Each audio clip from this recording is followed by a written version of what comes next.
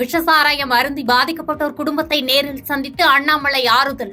உயிரிழந்த குடும்பத்திற்கு பாஜக சார்பாக முதல் தவணை உதவியாக 1 லட்சம் ரூபாய் வழங்கப்படும் என்றும் வாக்குறுதி.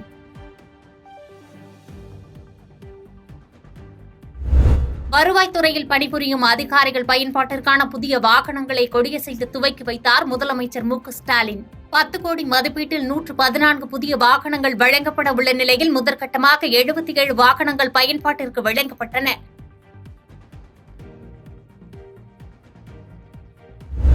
டெல்லியில் உள்ள ஜெகநாத் கோயிலில் குடியரசுத் தலைவர் திரௌபதி முர்மு வழிபாடு. தமது 66வது பிறந்தநாளையொட்டி மலர் தூவி தீபாராதனை காட்டி வழிபாடு செய்தார் குடியரசுத் தலைவர் முர்மு. காந்தி, அம்பேத்கர் உள்ளிட்ட தலைவர்கள் சிலைகளை பழைய இடத்திலேயே வைக்க வேண்டும். மக்களவை சபாநாயகர் மாநிலங்களவை தலைவருக்கு மல்லிகார்ஜுன கார்கே வலியுறுத்தல்.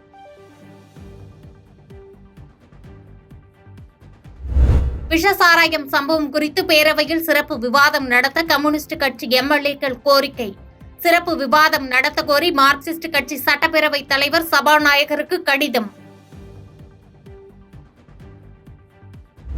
கர்நாடக மாநிலத்தில் பெட்ரோல், டீசல் விலையை குறைக்க வலியுறுத்தி பாஜகவினர் தொடர் போராட்டம். எரிபொருள் விலை உயர்வை கண்டித்து பெங்களூருவில் சைக்கிள் பேரணி. கருணாபுரம் சம்பவம் குறித்து நேரில் சென்று முழுமையாக விசாரித்து 2 நாட்களில் அறிக்கை தர முதலமைச்சர் ஆணை. தமிழக காவல்துறை சங்கர் ஜிவால், உள்துறை முதன்மை செயலாளர் அமுதாவுக்கு முதலமைச்சர் மு.க.ஸ்டாலின் உத்தரவு.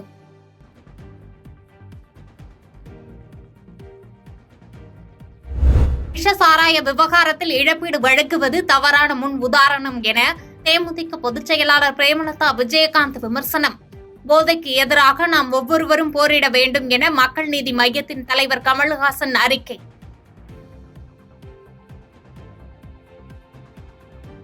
பாதகம் செய்பவரை கண்டால் நாம் பயங்கொள்ளலாகாது பாப்பா.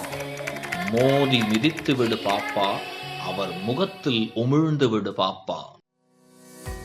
அண்மை செய்திகளை உடனுக்குடன் தெரிந்து கொள்ள இணைந்திருங்கள் இயம்நாடு தொலைக்காட்சியுடன்.